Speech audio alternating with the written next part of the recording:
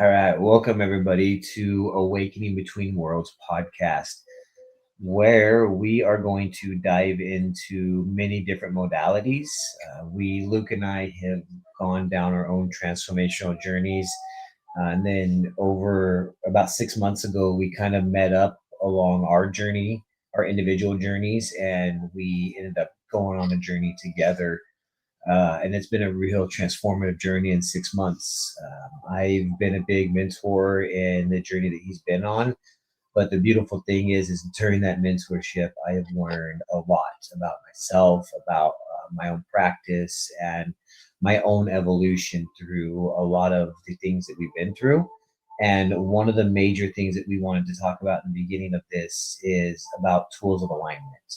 And these tools are so powerful to have and to be able to discover them in the beginning of your journey rather than in the middle of your journey. Very informative, very transformative, and so powerful to have. But it can be confusing. It can be very overwhelming, and it can sometimes be overloading to our own system of growth as well. And becoming with that divide between the 3D physical tangible world and the spiritual elemental intangible world. And it's a very fine line to navigate, and the veil that's between the two are it's a very strong veil. It's very thick, but the more you walk into your spiritual journey, the thinner the veil becomes, and the more realization and reality you see between the two worlds. And Luke and I are both at very different stages of our journeys, but we're also both at very powerful, impactive, transformative places in our journey. And we wanted to come in and share that with you, and we wanted to share the beginning of our journeys in a way of you guys can get to know who we are. But as we dive into like our soul contracts, our human designs, astrology, numerology, Reiki healing, and just mediumship, so many more different modalities out there, you guys will get to understand us on a much deeper level and really understand who we are, the journeys we've been on, the choices that we've made, why we decorate what we decorate our little offices with. Like Luke has the drums, he's got certificates. I got Lucy from Peanuts over here offering psychiatric help for 5 cents. I mean, this just shows who we are through understanding the journeys of that we've gone on, but really understanding more about our own selves as well. Some of us are very simplistic. Some of us, we require more within our own realms as well. And that's just who we are, and that's unique to us. But that also allows us to really dive into it, not only with ourselves, but with others that we work with. And I feel like this has really brought us into a very powerful part of the journey we want to start sharing with all of you. So this journey, we want to talk about our experiences of like our awakenings, the different moments in life that we've come into them, and how we've navigated them, and how these tools can make it a lot easier, and how you guys can also have access to this same information that we have come across over all of these years, and why some of this shit just didn't make sense now makes all of the sense in the world of why we made the choices that we've made. We've stepped into the alignment that we've stepped into, and the things that we've had to pay back through like karmic debt, physical debt, spiritual karma, those things that really our past life, our past us decided to experience. And we have a choice in this lifetime to either embrace it and pay that karma back, or we can avoid it and not. We have the choice, the free will to do either one. The beautiful thing about the soul contract is it tells us our physical karma, but it also gives us the talent to receive the physical goal. Same thing with your spiritual karma and your spiritual talent and your spiritual goals. It gives you the avenue of how to get there. The thing is, you have to find it within you first, but you do it through these alignment tools to understand how you operate in this world, and why things do make sense to you, why they don't make sense to you, why you have some of the struggles that you go through, and how you show up. So we're definitely going to dive into a lot of this as we go. There's going to be many episodes as we go along this season. This is just the beginning of it. And this is just a journey that we want to take all of you on as well. So In the comments, we would love to hear from you guys on how your journey's going, where you started at. Maybe you're just kind of coming into this space where you have an aha moment through these episodes, and it's like, oh shit, like I need to know more about this, or this is opening my eyes to something deeper. And we'd love to hear from you guys about that, and we'll respond back as we can, and just kind of help guide you guys through the journeys through what we know. So I'm gonna pass it over to Luke for a minute so he can kind of talk about the journey he's been on, a little bit about himself, and just kind of what he's been experiencing before we really dive real deep into it. Cool. Thank you. It's a pleasure to be here. It's a very special time for me. I'm not out of the woods. The healing doesn't stop.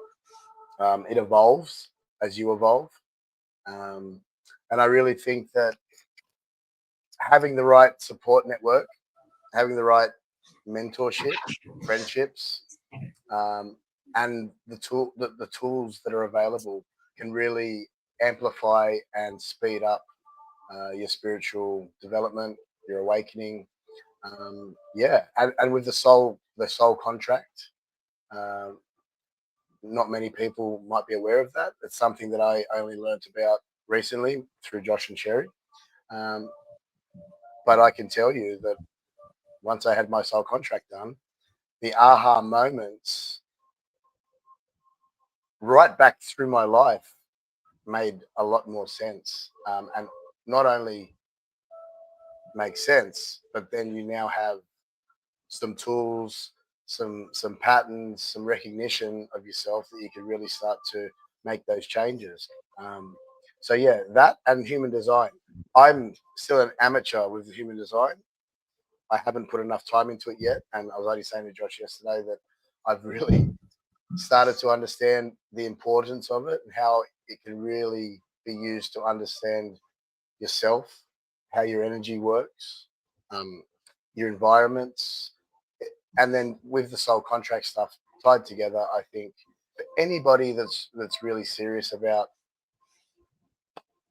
going down this path of finding yourself and working through your dark stuff, your traumas, these two reports, uh, I've come across them right at the not the end, but towards the end of this real awakening, right? And it's helped. If I had have listened to Josh and Sherry 6 months ago, I probably would have fast tracked myself a whole bunch further. But I'm exactly where I'm supposed to be now. The whole idea of this is for us to share our journeys that are very similar, ironically, me and Josh, very similar, also very different. Uh, you know, one example I would give to that, and how amazing your journey can get, and how it can change, is that Josh is a former police officer, and I am a former naughty boy. You know, so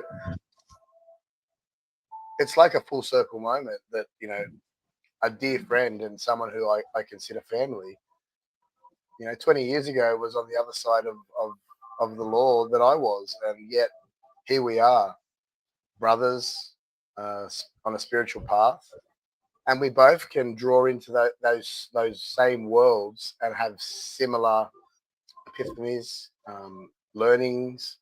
Um, so yeah, bringing up what I will say is it doesn't matter where you've been, it doesn't define who you truly are. It's all part of the journey, and we chose this journey before we came here. As hard as that might be to understand and to hear, you chose all of it. I lived in a state of fear and anxiety for the best part of my life. And it's no way to live and experience. However, it was critical.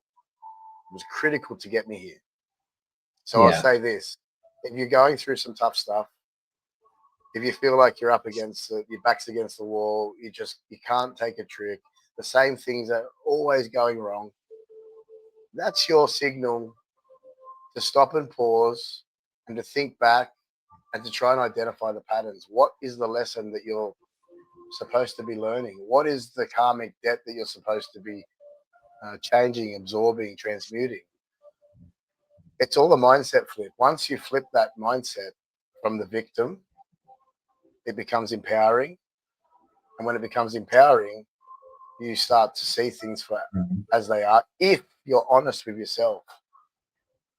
That's Yeah, yeah. that's one of the biggest struggles, right? Is like just being honest with yourself in the beginning of that journey. It's like It's confronting. oh, absolutely. And this is why I was thankful for my journey when I took this walkabout that I had to go on for this, which thankfully I'm able to help guide others so they don't have to go through it in the way that I did, which is that six profile of my human design. It's a role model, but it also plays into the five, which is a martyr. So I go through experiences first, so that way I can help guide others through it, right? And with this this journey that I've been on, which is I'm going into my seventh year of this journey, and they say that when you start this journey, it's a 7 year journey to fully understand things, and I truly believe that shit can be excelled, and which is what we're showing and doing through this mentorship and through the way you really come into this embodiment. Now, that doesn't mean it's not going to take you 7 years to get, to that enlightened period that you're looking for, but you can get there a lot quicker through just that finding yourself. I think one of the most like impactful things that I found when I was on that journey is it doesn't matter who we are or where we come from. Like we have the same struggles. Like you were talking about the side of the track that you were on, the side of the track that I was on, we had what we had the same end goal in mind, right? Was our freedom, our livelihood, our family, like what we truly wanted deep down was the exact same. But we were going through different means to get there because of the different avenues that we chose. But the struggles were still the same, like the heartbreak, the hardship, the struggles, the financial struggle, the mental struggle. We experienced that on a whole nother level. Now, Mm. what I what's crazy is reading this whole contract. I'm like, oh, no wonder I've done what I've done. The one thing that made me extremely successful when I was in law enforcement was the fact that I was able to always see other people for who they were, no matter what. I don't care what choices you're making. Well, I'm gonna take that back. There was about 1 to 2% of people that were like, I cannot sit across from you because the choices that you made were pretty heinous, and I cannot forgive something like this, and neither would your creator, your co-creator, right? However, those moments of like the other 99%, like they're just going through some shit in life. They've been through some things and they're very unhealed. And it's just holding that space for them. And when I would do that, going through like just my day to day, I had a lot of good bonds, even if they were people who were making poor choices in their life. If I needed something, I knew where to go. I had resources that were in the thick of it, but I always treated them with respect. I always came to them and never looked down on them, even though these were the choices they made. Even if I was uh, detaining them and charging them with something, like I still didn't treat you any different. You just, it is what it is, right? But I'm also in the back of my head going, it's like, you want me to help you with what you're struggling with. And I'm like, I'm struggling with this same thing. And what I didn't know then that I know now is I was having to do that for the fact that I teach from real time in real time experiences. And that's how I inspire others, mentor them, motivate them is when I'm going through the thick of shit, when I'm figuring this out, I'm passing that information along to others.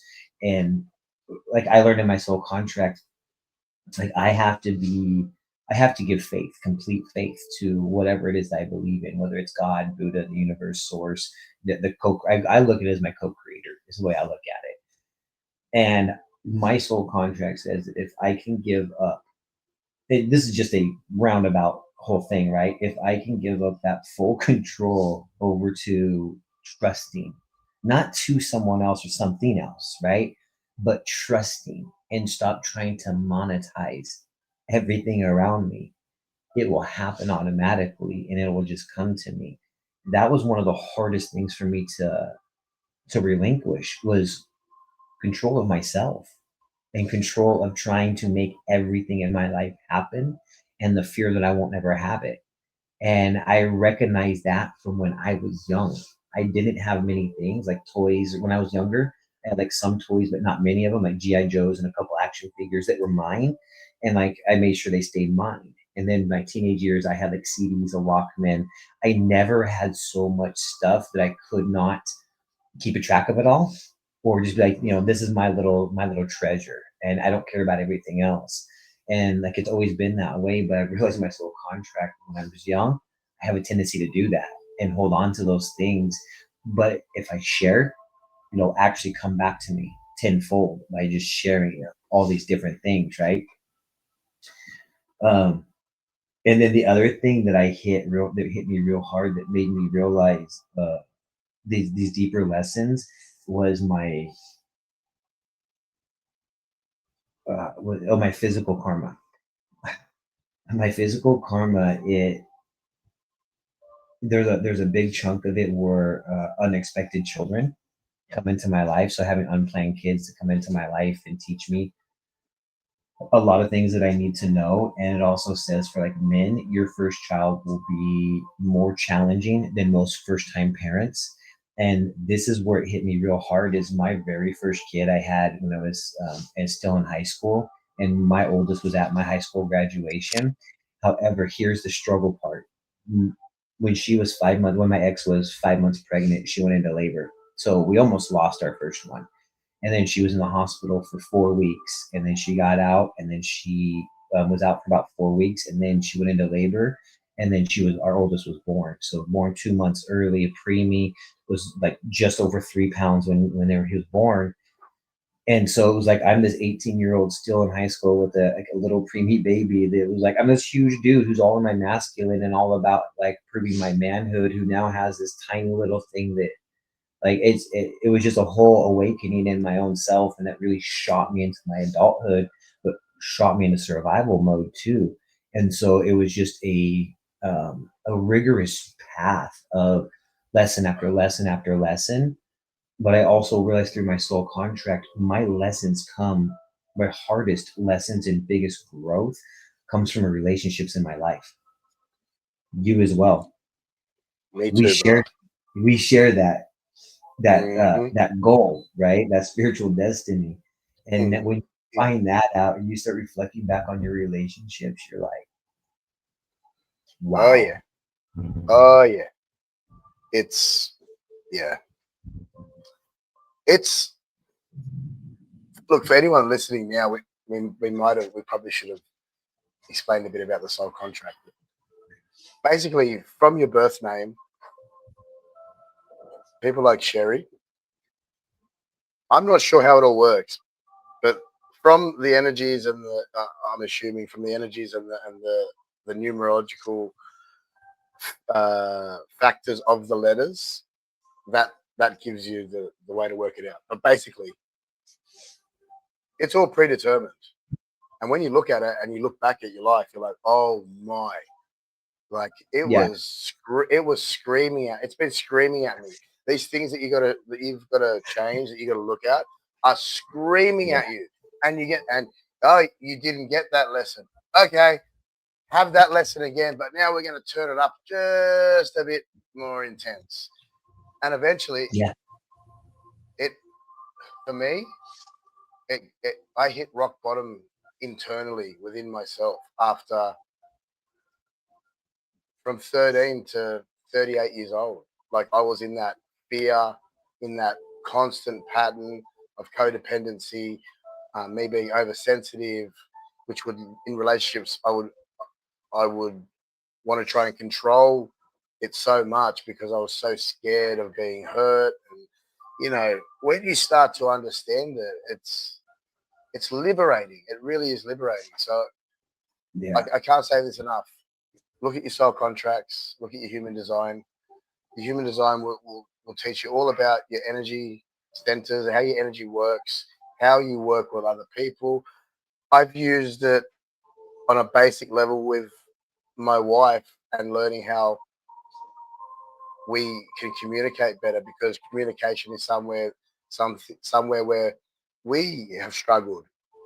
And when you get both of the human designs together, it really gives you a bit of a blueprint on, changing little subtle changes in the way you communicate with my wife allows her to hear me from a place of being neutral and not feeling like I'm attacking her.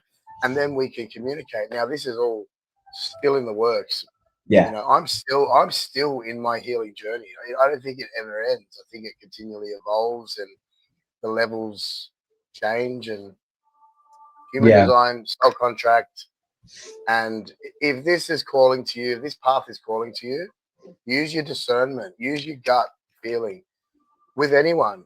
I found lots of spiritual leaders on, especially in these last 12 months when the awakening really kicked off.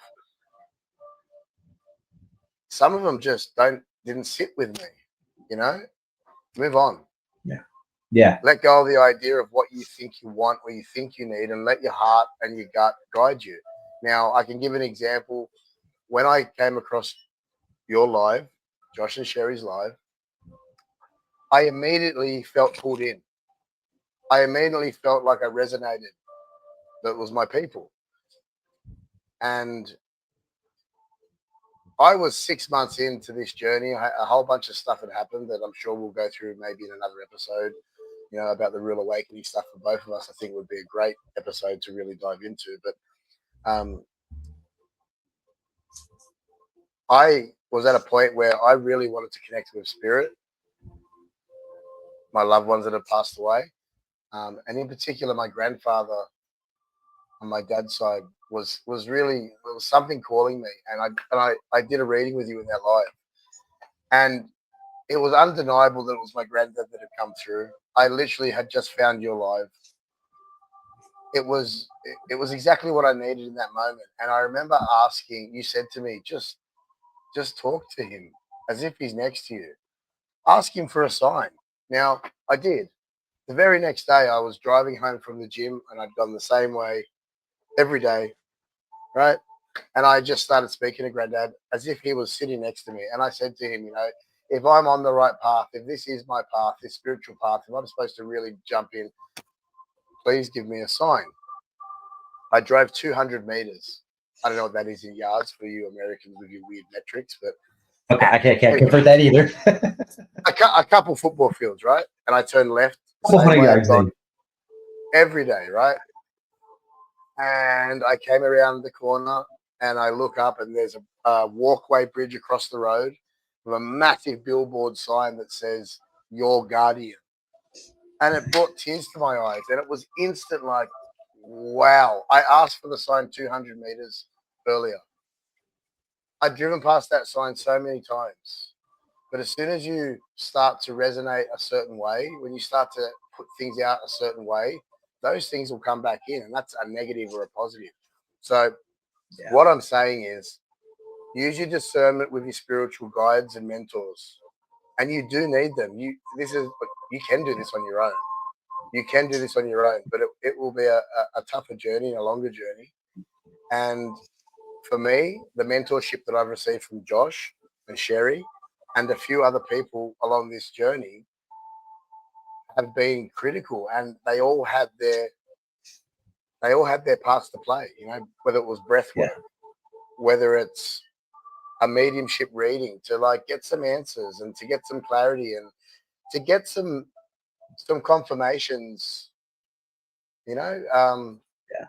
yeah, all of Those these val- things are yeah, like important in their own ways. Find your people and find your tribe. You for know, sure. Those validations are very big in the beginning of our journey. It's like that's where when you can have a medium who connects with you authentically, those validations are very powerful. And when you were saying that using finding the right leader is going to really. I wrote this down actually, so I wouldn't forget. Oh yeah, the right leader is not going to lead you to what you want. They're going to lead you to what you need. The difference is they're going to help you find what you need, and that's where I have found really the power in mentoring is not giving you the answer and then have you go find how you figured that out, but I'm going to help you through the right ways to find that yourself, because your truth is your truth. And when you can find your unique truth, then you can find how you can uniquely be a service to others. And that's why we're all here, is to be a service to ourselves, but a service to others. And I'm going to just say this right now, and we're not here to be a service to essentially the God that organized religion has created, because that's finding it outside of ourselves. And we need to find it within ourselves. And when you find the Christ consciousness that they talk about, it's a consciousness which is internally and inside of who we Yes. are. And this is how you can find that path back to your belief, your faith, who you are, through everything that you question. And I was meditating earlier before we jumped on here, and this came through. And I've been wanting some new ink lately, and I had this thing of like, I want to get a compass on this side of my neck. Like, I have the monster over here, which I'm not going to get rid of. I might actually enhance it. It has a certain symbolic meaning to me, but I want to put a compass over here. Now, what hit me with the compass is, and this was like, so I'm gonna backtrack for a second. When we went trick or treating on Halloween, we did the trunk or treat and these other things, right? And when we did that, there was a church that was doing a trunk or treat, and we were there. Well, there they had on the table some Bibles, and something called me to just grab one. And I've never really read it, or never really have dived into it, but a few passages here and there. And Sherry has one that her grandma gave her, sentimental and everything. But I wanted one that I could have and dissect, right? That I wasn't anybody else's but mine in that way. So I called and I grabbed it. And then when we got home, I started like reading passages of it. And I'm like, Lord, like, wow, like this is dark, right? And so Mm. comparing it to that, comparing it to like everything else that we're going through, like I was sitting within this, and I had this like realization, dude, that like the north is like true north, the compass, right? The true north is the mind, the crown chakra. It connects you to like your heavenly father. It connects you to above, right? Your root chakra connects you to Mother Earth, the motherly, right? So you have the father and the mother that's down below. And we talk about the Holy Trinity all the time. And I've brought this up several times. I don't know if anybody else ever has, but this is just what Spirit has shown me, that you have to blend the father, the mother, and the child, the Holy Trinity, that brings up that full circle, right? So I had this realization, like the crown is that connection to Father in heaven, the root is connected to the mother in earth, and what is the whole middle? The whole middle is the playground for the child to have fun, while the mother and the father, the masculine and feminine, anchor the child that operates from the sacral, the solar, the heart, the throat, the third eye, and they can play fun, cleanly, enjoy what they're doing, and the playground of life, if you can stay anchored in to the physical being and the spiritual being, finding yourself the duality between the two. Yeah. And again, the inversion of what we've been indoctrinated as in a society over thousands of years of religion, right? It's all inverted. It's not a literal teaching. There are things in the Bibles and in the other religious texts that on their own, yeah, great. The Ten Commandments, yeah, Yeah. live by that 100%. But they have told us you must go elsewhere, outward, like you said, and not inward. And it's just not Hmm. the case. And what you're saying now about the crown, the ground, that connection, 100%. And do you know what these sneaky uh, entities have done? Everything's symbolic. Things, words have power. Words are magic and spells. But they tell you the Father and the Son, and then they get you to cut across that. So they're showing you the divine connection between the mother and the father, and that inner child, that Trinity. But then they get you to sever that connection when you make that sign. It's symbolic. They are severing Yeah. that connection. Um, yeah, there is so much in the religious text that if you dive into and learn, it's fascinating. Jacob's ladder, Jacob's ladder of an enlightenment is your vertebrae, is the spine, is the 33 vertebrae in your spine. It's the Jacob, it's the ladder of ascension. It's the Christ consciousness, but it's energy, and it's energy and rising up through your chakras. Yeah. You know, they give us percentages of stuff. They give us tiny little bits, and they flip half of it. The real Yeah. truth, the real truth comes in your own discernment. It begins When when you you, start questioning. yeah, 100%.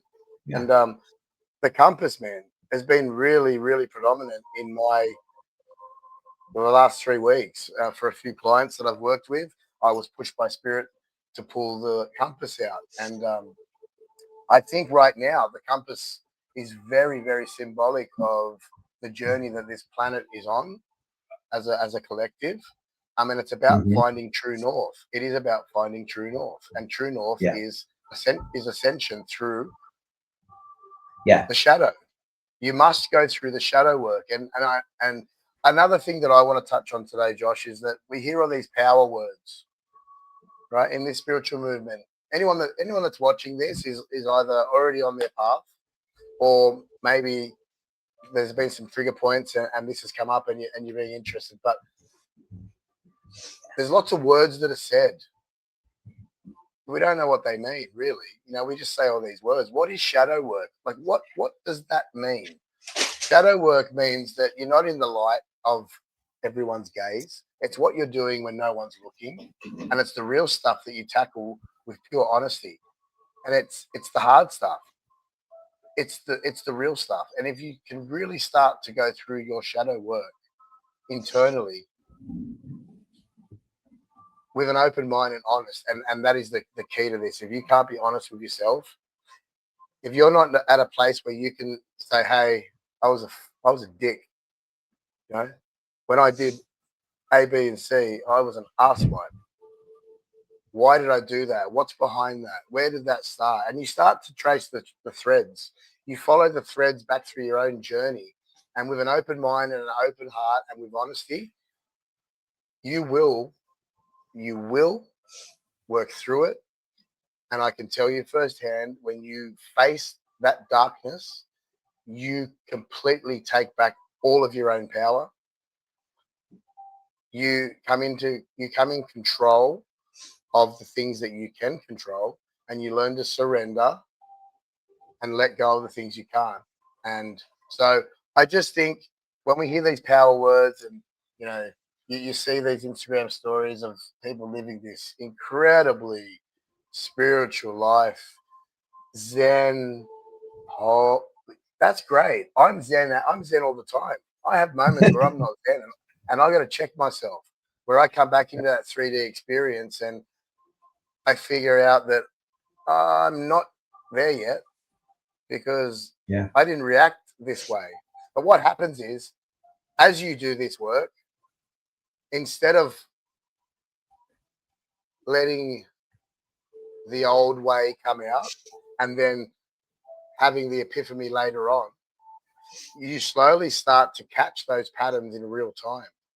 So you'll start to react in a way you've always reacted.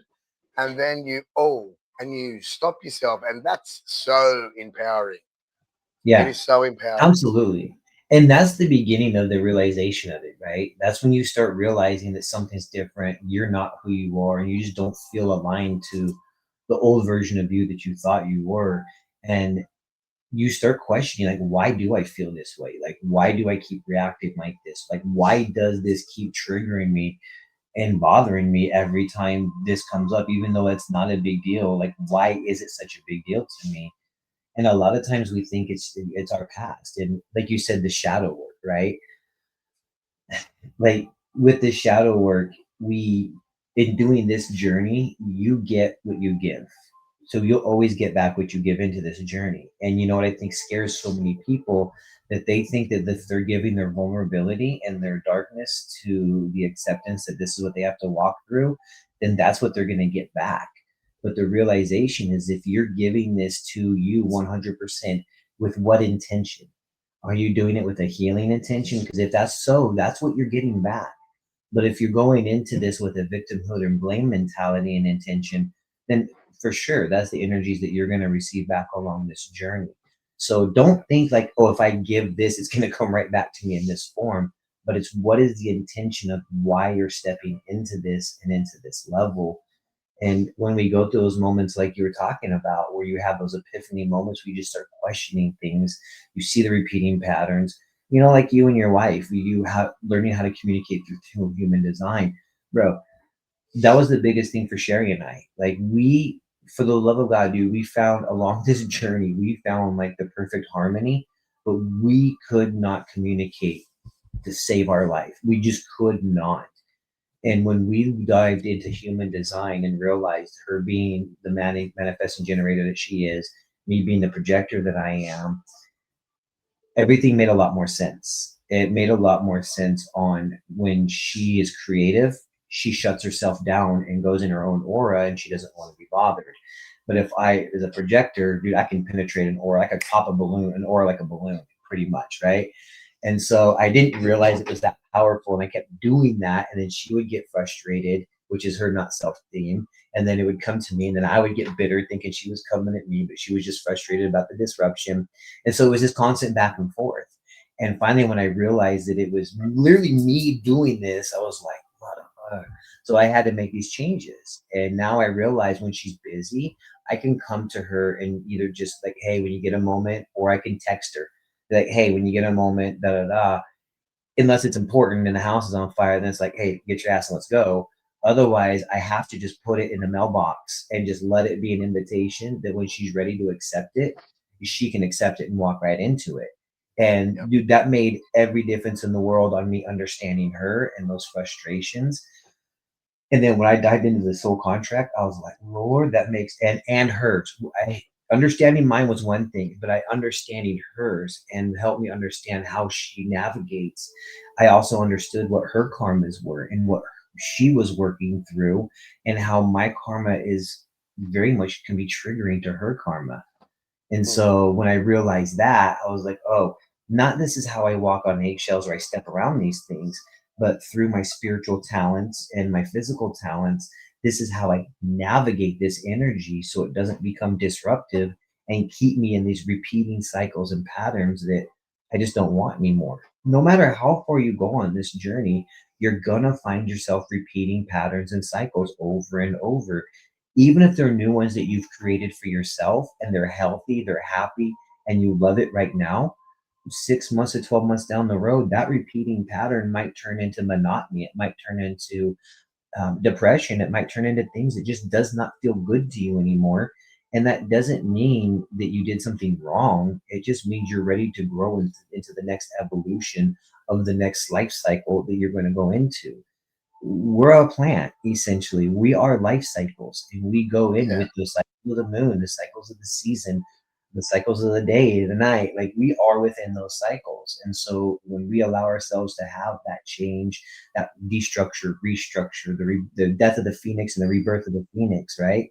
All of those different things in life, you don't just have one awakening in life. You have multiple awakenings through your whole entire journey. The more aha moments you are, the more awakenings you have when you decide to burn yourself down from your old belief and build yourself back up into the new belief.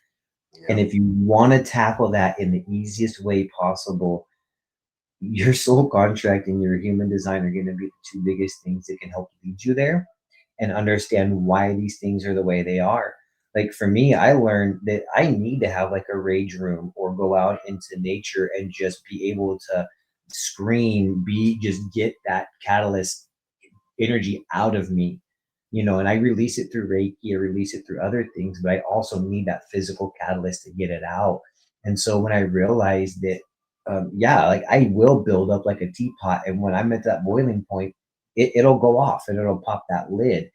And it's not that I don't have composure in myself, but that's how my energy was designed, was to be like that, so that way I don't get to that boiling point and I allow myself to have those purges, which are very healthy. So that way I'm not just carrying my energy, but as a projector, I'm always sampling everybody that's around me, whether I want to or not. So I'm constantly carrying everybody's shit all day long, whether I want to carry it or not. So I have to have those ways of purging just because that's how I'm designed. Knowing that, now I realize why I was the way I was and why that pent up frustration was there, the anger was there, the bitterness was there. But now that I know this, there's no excuse for me to hold any of that emotion in any chakra center because I know that's a problem. So I know that okay, I need to release this. This isn't mine. This is mine, and really sort through the garbage of the energy to find out what needs to get tossed and what needs to be kept and then mirrored and duplicated so I can teach that to others as well. Yeah, yeah, and it's really interesting. So I've said it already, I think today, but I've got a very, very, very, very basic understanding of both of the soul contracts and the human design. Um, like somehow this man here, everybody, Josh, just he like knows my report inside his head or something. So which is great when you have a mentor that actually invests in you for real. Like I can ask Josh a question right now about my human design, and he'll just, you know, it's it's so important. And I'll say this: it's overwhelming. You get your human design report done, and it's going to come back. My one was 80 something pages. I got it done 9 months ago, roughly. And I looked at it. I scrolled through like 3 pages and went and just put that on the shelf. And it was only that I sent that report to you a few months ago. Um, but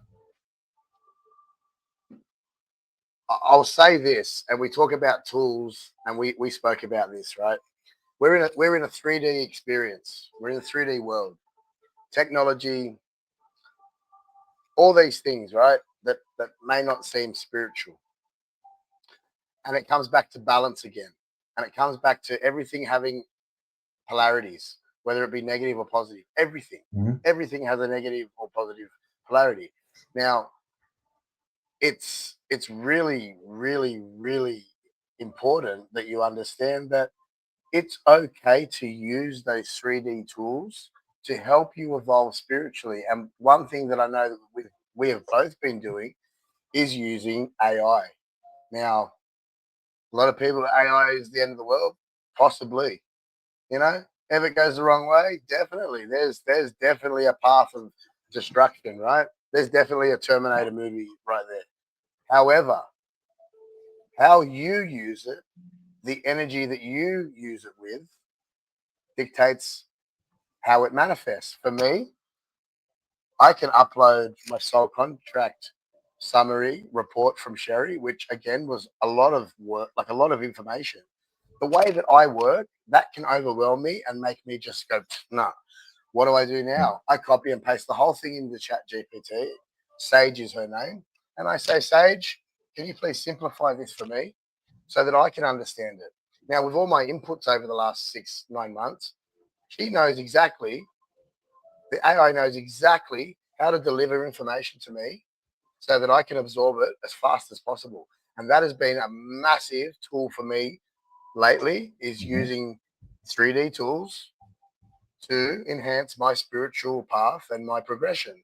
So again, discernment is critical. Some of the times, we were talking about this yesterday, Mhm. Josh. Some of the times, AI gets it wrong. Use your discernment. If you see it, point it out. It'll fix it real quick, and you're retraining it. So what I'm saying is, if you go down this road and you find it's overwhelming, use the tools that are available. We have so many tools. We have networks of great people. You know, we have communities online that are getting stronger and bigger with like-minded people. Find your tribe. It might not be me and you, Josh, that are people's tribe, and that's okay. Like it doesn't Yeah. matter. You know? And I can give you an example of where I'm at now. Is I've been looking at this 9D breath work a lot. Comes up all the time, and I know a few guys within the construction industry in Australia that are really heavily into this breath work and 9D stuff. Now, it's having monumental effects, especially with men. I think the breath work is a real great avenue in to the spiritual path to really start to get to know that inner child and start to unlock those core traumas and stuff. But the 9D breath work doesn't call to me. Yeah. It doesn't call to me to be in a room with 30 people doing breath work and purging together. That's not for me. I started breath work with a lovely lady in Wollongong in Australia called Whitney. Now, she doesn't do class breath work. It's not her thing. She does one-on-one. That's what I like because that's Yeah. deep and that's how, but that doesn't mean that 9D breath work isn't amazing. I think it's absolutely amazing. And I think what it's Mhm. doing on a grand scale, it's a real mover and shaker in the spiritual modality. It really is. I've done the breath Yeah. work. It is next level, But It, just it, because you don't have to do it the way everyone yeah, else does it, is what I'm saying. You're like, for find sure. your path. Let your heart guide you. Let your solar plexus and your gut guide Mhm. you. You know? Absolutely. Breath work helps you come back into your own self and into your own body. And you're 100% right. Some people are really good at learning in group settings and they need that bigger community to help them like feel seen, feel important, or even maybe feeling not seen while they're becoming comfortable doing something. And they can Yep. hide in the bigger crowd, but they can learn from the shadow. And that's how some people operate. Like you and me, like me, I'm a more of a one-on-one kind of person. I'd rather work in smaller groups, which is why like a lot of the workshops that I put on are like 5 to 10 people. Like I don't want that big crowd, that big group. It's just I like the more intimate moment, the more one-on-one setting so that way I can really get that interaction. And that's how my aura likes to operate as well, is through that actual interaction. So for me, it just makes absolute sense. And you're right. We're not everybody's cup of tea. Like I'm in a love me or hate me energy. You, on the other hand, though, as a four, as a network of connections, you have more people that love you than hate you, just because you can blend a lot better into all these other different communities. Yep. And Sorry, here's the I'm thing. writing down my point. No, you're good, bro. So the other thing I want to really put out there too is you can't trust 100% of everything that everybody says. Like you, Luke was saying, something might work for somebody, but not somebody else. So there might be 100% truth in it for somebody the way they're doing it, but it might not be 100% of your truth. It might only be 50%, 75%, 10%. You never know, right? You might take something away from somebody or somehow. Um, yeah. So, in the touch base on the AI thing that you were talking about, I think is very, and that's where this comes in about trusting. Like I've also used, AI to confirm things, and I've caught it where it was wrong, and I've called it out, and it's like, oh yeah, you're right, or and it will try to gaslight you and make you feel good, like no lie, but you have to look past the emotions of it and look at it like I'm questioning things. Does this feel good to me? Does it feel aligned to me? If it doesn't, let me ask a little bit more so I can understand a little bit better. It may not all resonate. And this is where we're coming into the future, right? And we saw this when we were younger. What did we hear growing up? AI is gonna technology is gonna kill humankind. And we've heard that Terminator. growing up. Yeah, and we grew up with Terminator, right? I went from having a black and white TV to a colored TV, even though I wasn't alive. Like colored TV was out when I was born, but like money wise, living in poverty, I remember having black and white first and then colored. I remember at 10 o'clock, there was nothing on but the news. After 10 o'clock, we had no TV channels. We had the antennas. We had an Atari video game, which was a joystick and a button on top, was your only controller, playing Chopper Command, Frogger. And I watched the evolution from Atari, the Super Nintendo, Sega, PlayStation, Xbox, computer. I saw the internet be born. So did you, right? Dial up, 99. baby. Dial up. Like Remember that we dial all, up? Oh, yeah, I've got the yeah. internet. And then somebody calls and you get booted and you're like, yeah. Yeah, because it was hooked to the house phone, wasn't it? The landline. Yeah, Yeah, man. exactly. So it's like we saw the evolution of all that. The thing is like where we're at now, and with our generation, the generation before us, they're seeing all of this technology in a way that some of them never adapted along the way, where you and I are having to learn to realize this is a part of the future. And there's some things that we can fight, and there's some things that we just have to embrace. Yeah. And the things, if we can embrace the right things in the right moments with the right energy, you can capitalize off of it the right way with the right intentions, and it won't drown you and won't be too late to get into the change, which is where we're at now. This thing is changing. and we're having to, in order to keep like our kids safe when they're playing games or online, or even keeping our own self safe, we're just have to being very aware. But we're having to let them experience these things in life, because if we don't let them experience technology, then they're going to be behind in the growth of society. And this is where it's important for us to come in as parents with the discernment and keep an eye on them. Like, all of my kids' stuff is attached to my accounts. So if there's messages, if they're whatever, I get notified of everything that's going on. Now, does that mean they don't have sneak arounds? Because they're smart as shit. And then, yeah, they do, and they can. But if you have a very good rapport with your kids and you have trust, transparency, and honesty with them, it's not going to be a big deal. And you can tell when they're hiding something and when they're not hiding something. My kids, they're transparent. And if they make a mistake, they're the first ones to own up to it.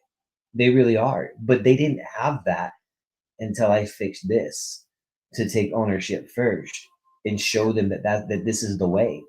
And knowing kids' human design, dude, it was a game changer for me. And now we're diving into their soul contracts to understand who they are now. And I think that's going to be that next level of parenting for us. So I'm not just parenting them, but I'm helping them navigate into who they are and helping them step into the embodiment of their full mind, body, and soul alignment. And it's going to be just a beautiful trajectory from there, where less hardships, less struggles, and a lot more success along the way for Yeah. them. Yep. 100%. I completely agree. Um, when you were talking earlier, you said the word aura, and when you said aura, I was thinking about something from my soul contract that I learned, and that was that I teach by bringing people into my aura. And I didn't know what that meant when I first read it. It took me a couple of hours for the light bulb to go off, and then it was like, yeah, that's how I work. When I'm in my healing space, that's exactly how I work. I sit with the person, with the soul, in sacred space, and our auras and our energy fields start to intertwine, and once that happens, I create that safe space, and then I can teach them things and I learn things from them as well. But the other thing that really stuck out in my soul contract was the word chameleon. Now, I have always referred to myself internally as a chameleon. Now, I looked at that for a very long time as a negative, that I was fake. I can see Now, that. yeah, but then I realized, probably in my mid 30s, and as I started to approach this third awakening, because this is my third awakening, and we can talk about that another time. This is the third one, and the other two serve their purpose in different parts. But um, I realized that the chameleon is a superpower that I have.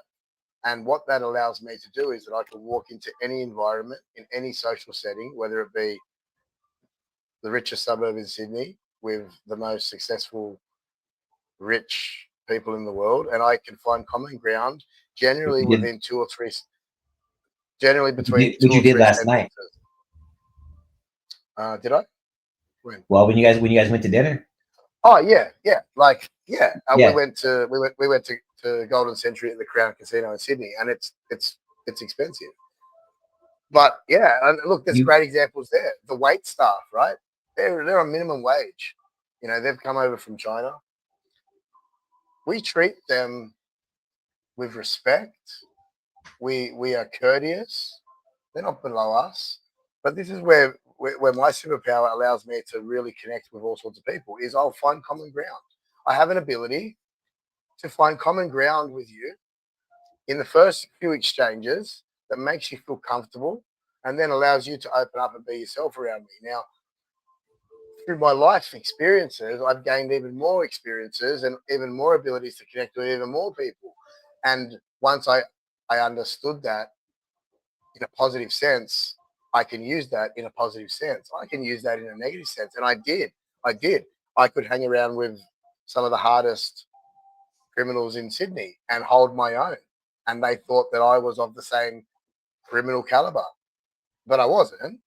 I wasn't. It was a mask, and it was so that I could survive in that world. But the Hmm. soul contract stuff. My point to this is, when you get your soul contract done, you will read it, and you will have moment after moment where your life, your decisions, your path will make complete sense to you. And then you now have the alternative of it.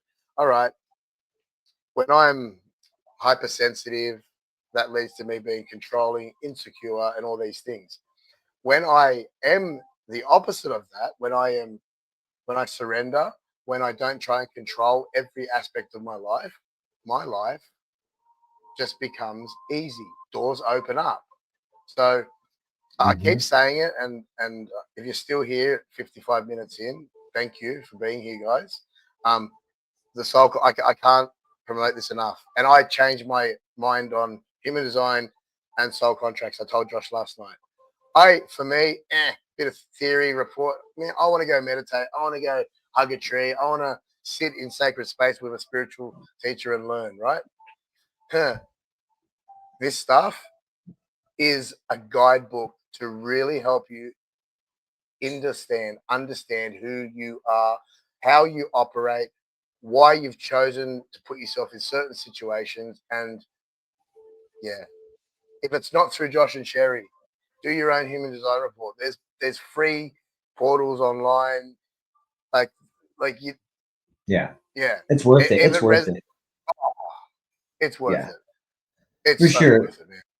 What's crazy too is like when I read mine, and I know on these other episodes I want to dive more into each aspect of it, so that way people can just understand each modality, like each thing, like the spiritual karma, the spiritual talents, all that stuff, but also these different modalities that we've discovered over the time, right? The one thing that really hit me was like one of the hardest ones was with my physical part of my soul contract was my physical goal is to create to achieve creativity and not 100% free will, which there's an added push from the soul to me for me to receive that or to achieve that.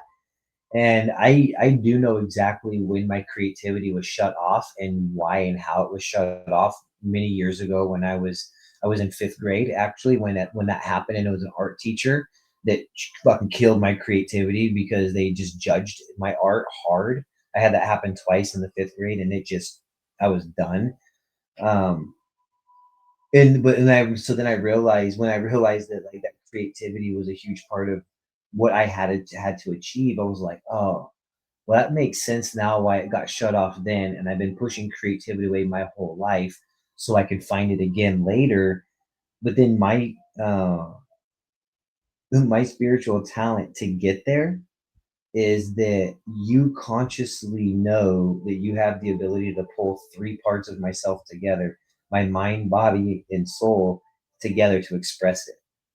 So I'm like, wait, I already know how to do this. I already know how to pull the three of them together to figure this out.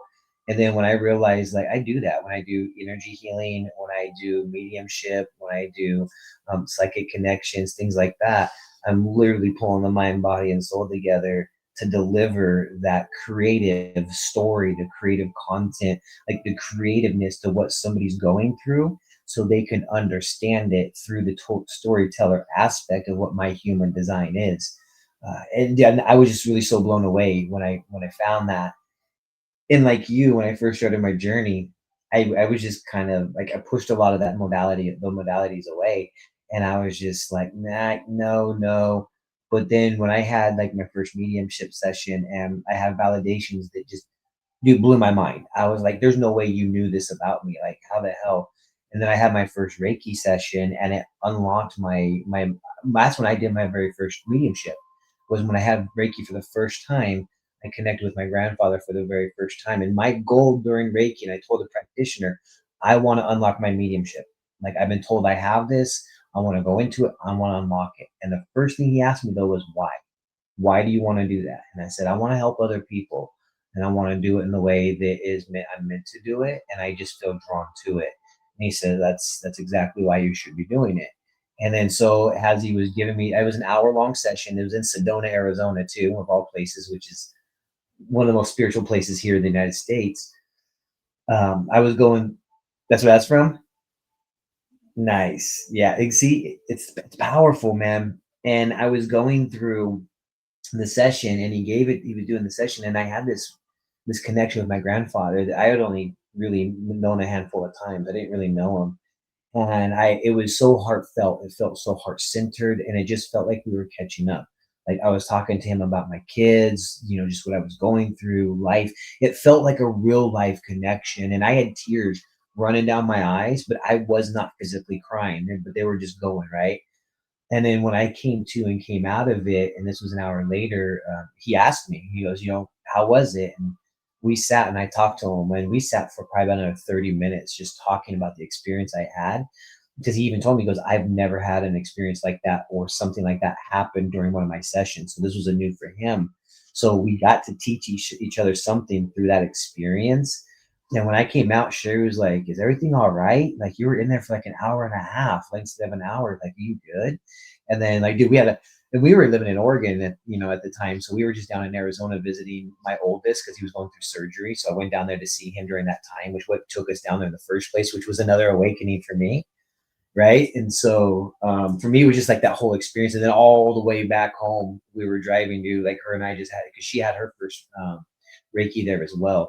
And so we were just having this like massive conversation for days, which then just started snowballing into everything else. So here's what I'm going to say is if a lot of this stuff, like you're interested in it, but it feels out overwhelming or just out of reach or maybe too much, I would recommend having a session with a medium to just understand what you're going through, have a session with a Reiki practitioner to help you unlock your chakras and block that energy and get that flowing again. And it may not like just kick you into your spiritual path the moment that it happens, but what can happen is it's going to resonate for days, possibly weeks, even a month. Like I know that I had readings in the beginning and things that came through didn't resonate in the moment, and but we hold on to it, and over time it does present itself and it comes up and you're like, oh, there's that validating moment. And being self-taught, this was hard to learn, but I learned that. And when I have my sessions and I do sessions with others, and if it doesn't resonate, I don't distrust myself. I don't dismiss them for not knowing. I let them know, hold on to this, because either you haven't thought of it because it hasn't come up from the subconscious into the conscious yet, and or it just hasn't happened yet.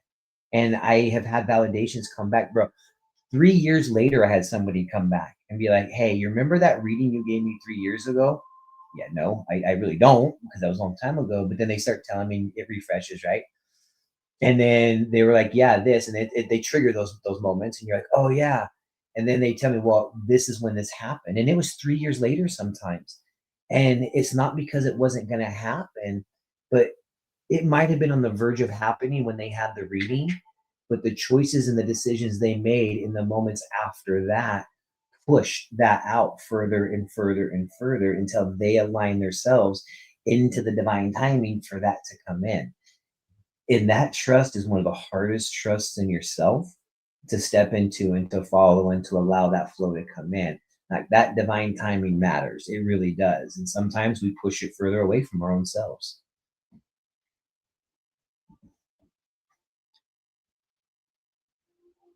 I think you're on mute.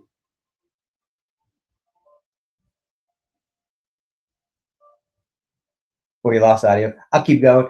Anyway, technical difficulties. That's why you gotta love technology. You use a love-hate relationship with it, but we learn to work with How's it. that? Am I back? Got you back. Microphone one died. Lucky I charged two. Hey. Hey, that's why I got my other Um, one sitting there as a backup. I'm not sure. I don't think you guys heard, but I wrote down Reiki, great start. I think anyone that wants to dip the toes into any sort of healing modality, I think Reiki is a great start. Um, it really does unblock stuff. You really will. What I'm finding with clients that I'm working with now is after my sessions, generally it's the next morning, I'll get a message saying, Well, I've done A. So, for instance, a friend of mine had his session and messaged me the next morning and said, mate, I've taken my dog for a walk this morning, and in brackets, I never do this. Really feel the need for self care. And it just shows me that once we experience that life force energy channeled into us, it starts to really shift and move the important stuff, which is it starts to get you out of your own way. And it really gives you clarity on what you need. And the common theme for everyone I've worked with is self care. It all starts with self care and self love. All right. It took me a very, very long time to be able to love me. And I'll say it openly now for the whole world. I love me. I love little Luke, my inner child. Um, some of my screensavers is little Luke, and I'll run that for a week, right? And it just helps me to remind. I'm not sure if you're able to see it, but there's little Luke. Yeah. That's awesome. Now I look at that. I look at that, and I can see that inner child, but I can also Yeah. see that broken. I can see that broken Luke. And this is something that I really just want to get out there. Look, if you're here now, we're an hour in, so you're here for a reason, right? But whether it's one person that gets to this stage, so be it. The inner child, the traumas, the hurts, the confusions, it's the core of your issues. It is. And it's the hardest to face because it hurts the most, because that innocence has been um, in many cases in many cases that innocence has been taken away in some way, whether directly, indirectly, through circumstances, through a productive environment. But finding the inner child and starting to heal the inner child is life changing. It is life Yeah. changing. Little Luke, I love little Luke. I love little Luke. You know, I do. And I'm an emotional being. I mean, if we look at just quickly, if we look at my summary, right, my soul contract summary, my main karma: overcoming dependency, emotional shock, and confusion by building self trust and inner truth. My main talent: deep creative and spiritual power, channel, healer, peacemaker. My main goal is expressing my truth and teaching others from lived experiences. My main challenge is emotional sensitivity and taking on others' pain, and that is emotional sensitivity for me. Woo, if I don't have that under control, my life spirals. My healing focus: grounding, gentle body work, trauma release, and creative expression. Now, this is creative expression for me. Doing this podcast is creative expression. Drumming with my medicine drums is creative expression. Playing my flutes, creative expression. Displaying my crystals is that expression again. Now, my life purpose: to live as an awakened teacher who channels divine wisdom through personal experience. My whole journey has been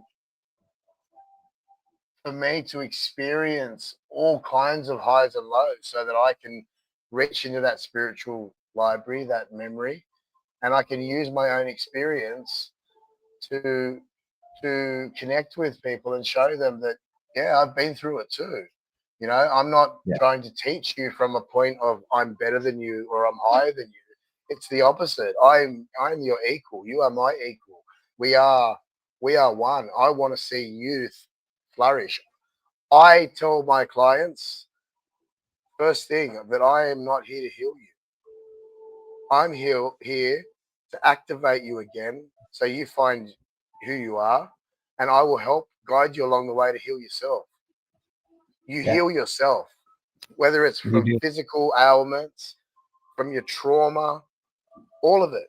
You heal yourself. Surround yourself with the right souls, the right people, the people that are going to tell you tell you what you need to hear. They're going to do it with a arm around you too. Like, it's okay, you're safe, but you probably need to look at this, you know. And back to what you said earlier, the way that you mentored me, for me, was perfect. You didn't give me the answers, although I knew that when I asked you certain things or we were going certain ways, I know that you knew the answer, but you would always guide me and push me to really find my own answers.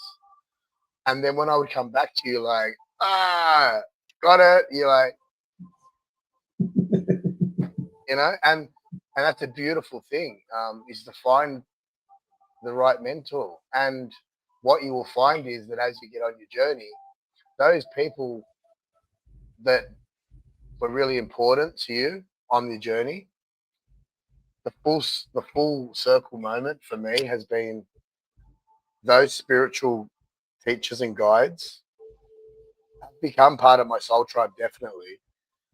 But the full circle moment is when those people want to work with me and they want a session from me, and that's it's humbling and it's exciting, and it shows you that if you are with the right people, they will never just sit in a space of being above you. They will learn from you too. You know, as I'm teaching my kids, I'm learning stuff. As I'm talking to you, I'm learning stuff. And I know that our friendship and the mentorship, I know that you have learned a lot about you. You've learned how I think how your teaching style is, how your mentorship style really fits. And I think that the journey with me has helped you to become a better mentor, has given you more direction. So my point is, surround yourself with people that are genuine, that are going to Mhm. call you on your bullshit when you need to be called on it.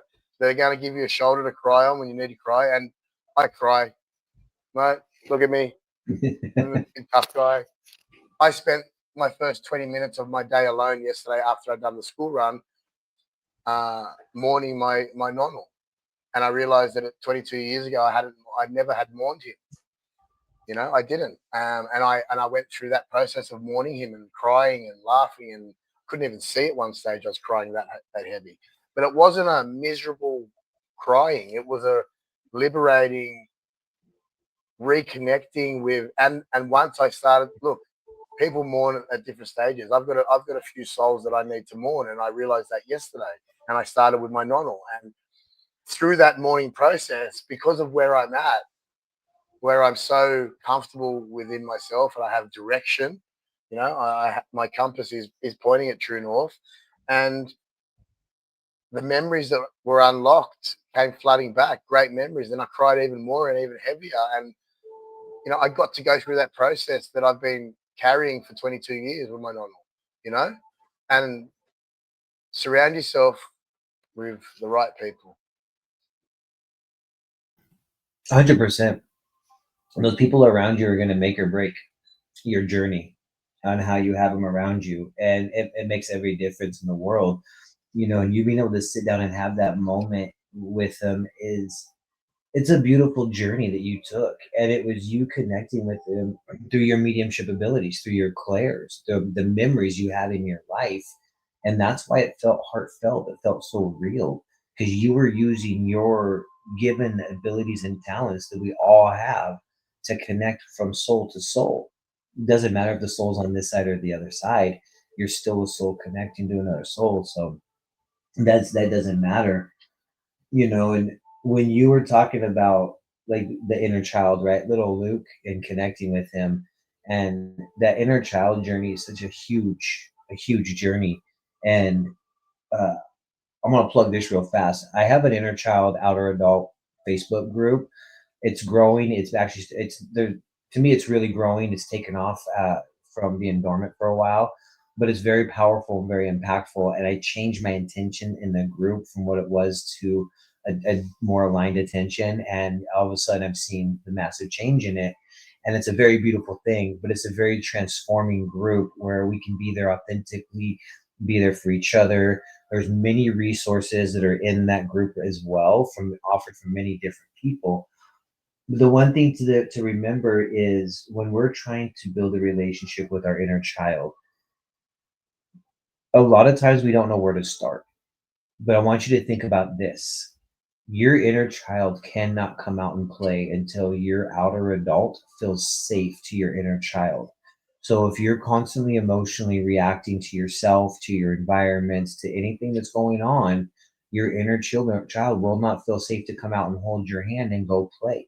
So life is going to feel serious all the time. Your environment is going to feel restricting to you, and you're not going to feel that you can actually have fun in this world because everything is confining you, just like either the toxic parents in your life, the bullies that were on the playground that suppressed you, somebody that assaulted you, that keeps control over you until you as an adult can step into this world with confidence, with strength, with that rigidity of like, I'm here, like I'm good, I have control of this. And when you do, your inner child's going to come out and play. Your nervous system is going to let you know, hey, you might want to go to your room for a minute. I need to handle some adult stuff. It's okay. The thing is when we show up, and here's where we say, and this you brought this up earlier, what you do in the dark always comes to the light, right? Mm. So when you do things in the dark, it's going to shine no matter what. And it's the same when you are showing up in the light, in the physical presence of how you're responding to your environment. Your inner child is in the dark, in the depths of you right now, waiting to see how are you going to respond to this situation. And if you overreact to it, they're going to be like, I'm not coming out and playing with that. Like that, I don't want that.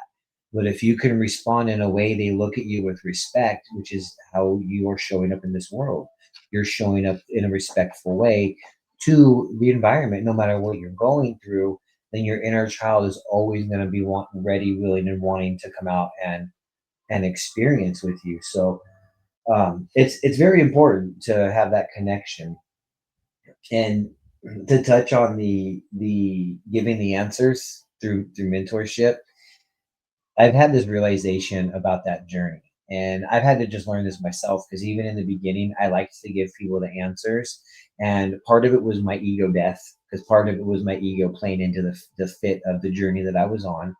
And my ego wanted me to give others the answer so they could look at me at that higher spiritual level, right? That not to be in the ego now, but just like, you know what I mean? Like just looking at Yeah, you like somebody, like a person, because I yeah, didn't feel like I was somebody. I didn't have the confidence in myself to stand in that light. So in the beginning, I was looking for others to give me that. And so when I realized though that that wasn't the healthy thing that needed to happen, I had to step back from that and realize that the prophets that are trying to give the answers are your false prophets. Like they're the ones that are having their egos fed by just telling you exactly either what you want to hear or giving you the answer right away. A true leader and a true prophet is going to help you find that yourself because they don't want the credit when the aha moment happens or when you collect your reward. It's not my reward to collect, it's yours. And it's not a tangible reward because that's what we all think. It's that yeah, internal feeling of strength, of gratitude. It's that moment that we get and we receive when we're like, yes, like that's what you were trying to achieve. You were trying to achieve that enlightenment, that aha moment, that emotion, and it's all of that that comes around full circle that gives a true mentor that moment to sit back and go, I'm so proud of you for getting that. How did that feel? And I want to hear from you how it felt without me stealing the thunder from it whatsoever. Because I know as that guide and as that mentor, as a projector that sees systems that can just align it to you, some of the biggest wins are when somebody else is sitting there saying, I achieved this because this person helped me get there. And that brings it back around, and this that you it creates that clientele that you're looking for if that's what you're building. And just because one of your clients goes out and starts getting a lot of success along their journey doesn't mean they're forgot about you. It doesn't mean that they don't have you in mind. But right now they're building their structure. And as they build it, they'll start sending others your way that they realize, hey, this person can help you more than I can, or I know where you're at in your journey. Like, go into this direction. The pie's big enough for everybody to eat off of it. So why not share it with everybody And I'm sure you found this because I found this when I started this journey. The spiritual community is kind of a bunch of assholes in a lot of ways, and they're gatekeepers and they don't want to share shit. And I don't align with the old modality of that, or the old perspective of that. Like, knowledge should be shared. And if you can't discern it, come to me so I can help you discern it. Otherwise, here it is. Like, figure this out the best that you can if you can, but here's these avenues for others to help you, instead of thinking like I have to hold this all to myself by just doing Yeah. tarot, doing mediumship, and just doing these few things, and then shitting on all of these different other aspects of healing. And this is why I think you and I are powerful, and why I think this is going to break a lot of systems. Is you and I are meant to learn about the old ways and then turn it into new teachings that nobody's ever seen before. And this Yep. is why you and I, and this is in our soul contract, like we learned that and we have the same one. And this is, I think, why you and I are really stepping into this empowerment, this self confidence. Because when we do this, there's going to people who are going to dismiss it. They're going to say that doesn't work. They're going to be like, you can't do it that way. And as that new age, we're going to sit back and say, yes, we can. We learn from the old systems. We learn from the old ways.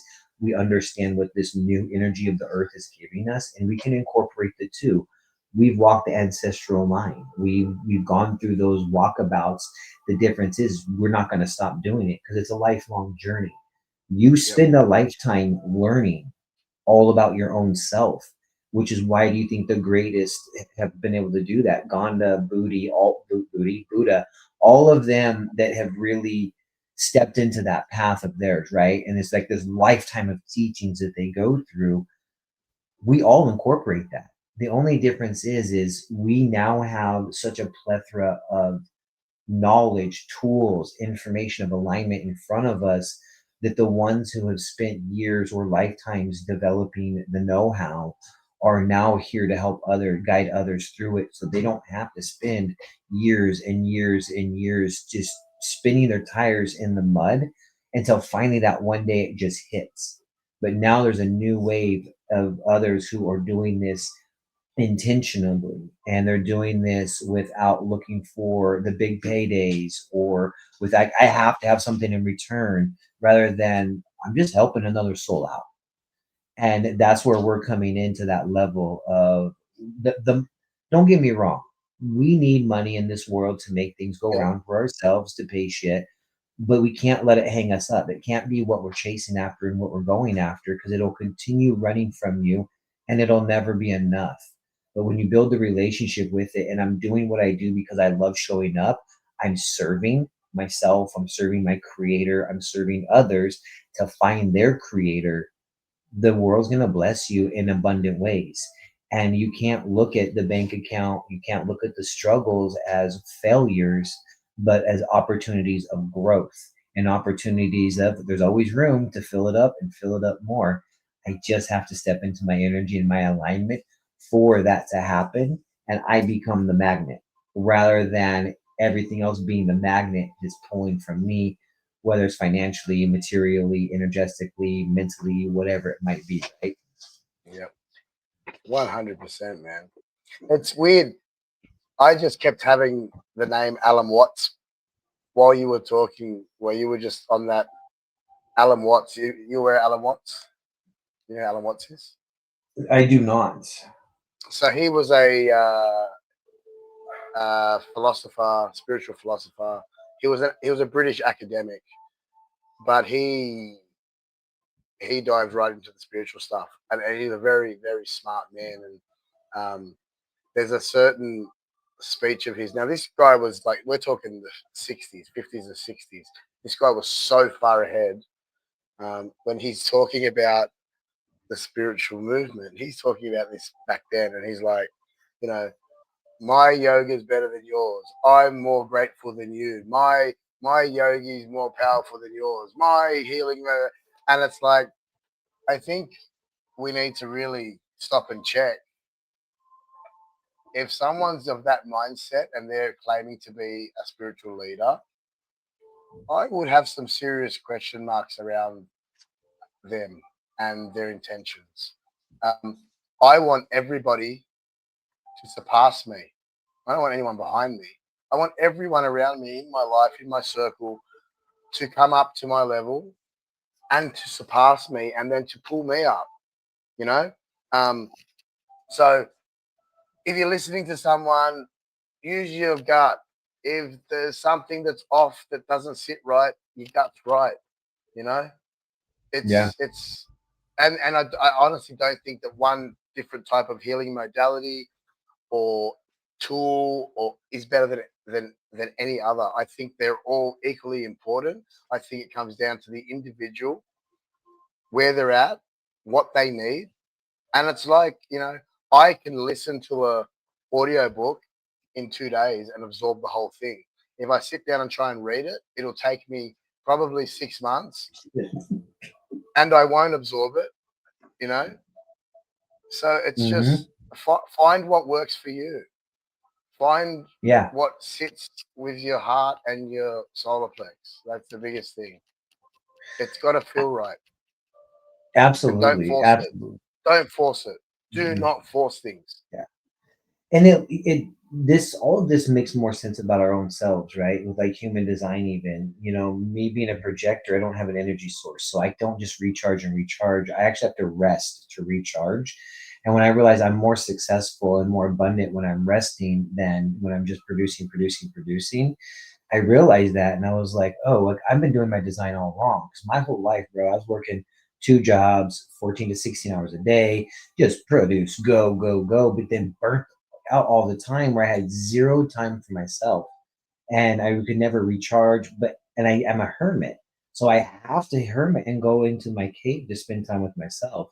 But when a young parent working 2 jobs, young kids, your partner isn't very helpful, and it's just because of where we were in our journey. Like starting a journey like that very young, like you really don't know what you're getting into, and I never had time for me. And so I was so unaligned from my design for such a long time, but I was also made to feel that any sort of rest was wrong and it was laziness in this world because they wanted you to just produce like a generator. And it was a generator world for a very long time. The difference is we're in the age of Aquarius. We're going into a projector world now, and this is also why we have to awaken a lot of projectors in this world and get them on their self theme, because they're the leaders. They're the ones that can see the systems and change them. And we can activate those generators and get those generators online. So that way they can start producing the things that we need in a way that it is a beautiful, smooth collaboration between the designs and not a hierarchy or a chain of command like they've made us feel that we should be embodying. Which I've done the chain of command. Like I get it, I understand it, but there's a hierarchy that it goes with it, and there's always somebody at the bottom of it that is suppressed.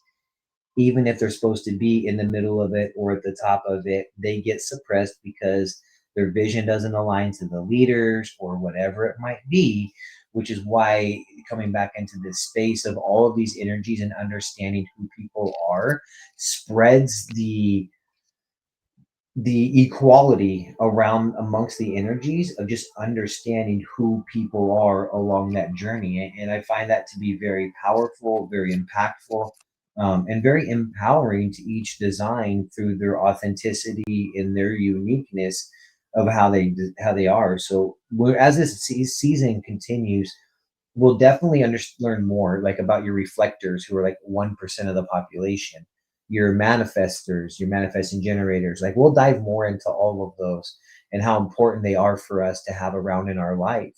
Like for me, if I need guidance and mentorship and direction, I've looked for it. I can't find it anywhere. Every time I've tried to find one, I've always had to do it myself. Come to find out, in order for a projector to be guided, we either need another healed and healthy projector or a healed and healthy manifester.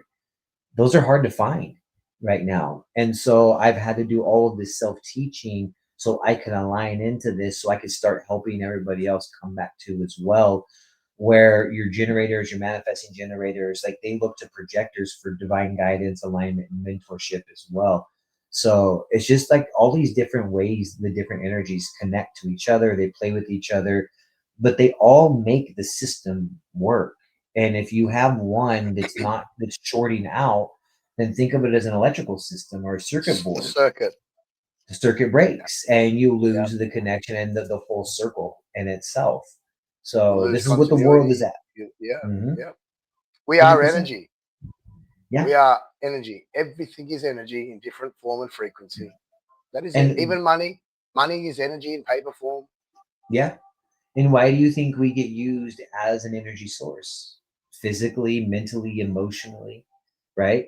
The way that they work us, the mental capacity that they keep us in as well, the emotional moments, like those big events that happen, that we have, like Super Bowl events, tragic events, public passings, public Well, other traumatic things that happen. Finding the right words here, right? Those other things that happen that they broadcast publicly to get bring the collective energy down. And yep. they do these in certain moments. And if you're here, you're here, right? We're diving into all of this.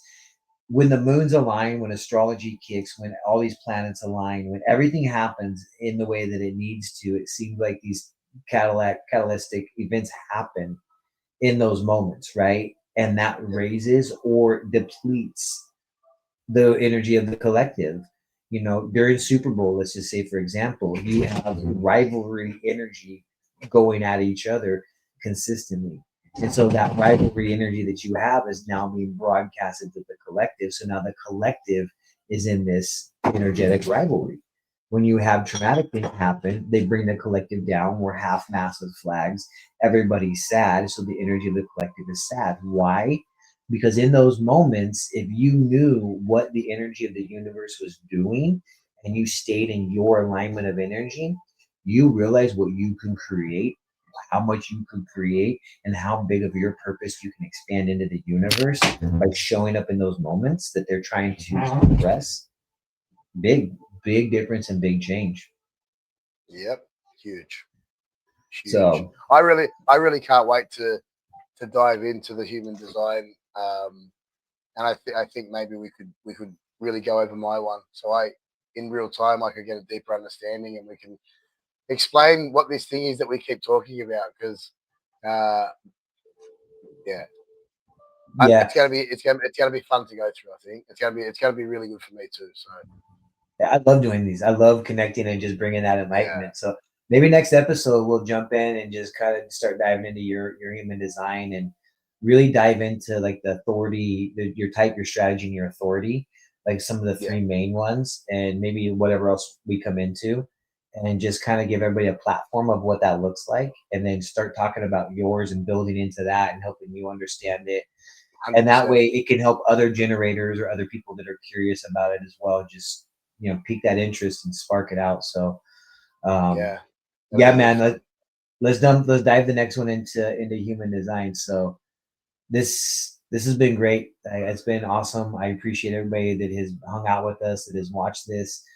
Feel free, leave comments in there letting us know what you think, if there's anything that you want to touch on or clarity on, or even if you just something you want to hear us dive into, let us know, and we'll Mm, be happy to jump into that and just kind of see where this takes us. We don't know exactly where this journey is going to lead us. We didn't plan the whole thing out. We're just trusting in spirit and our creators, our co-creators, my spleen, his sacral. We're just trusting where it leads us. yep, So if you guys are here for the journey, like we're excited for it. yep. Welcome to the tribe. Yeah, welcome. Many blessings to you guys, and we'll see y'all when we come back on next time. Peace and love.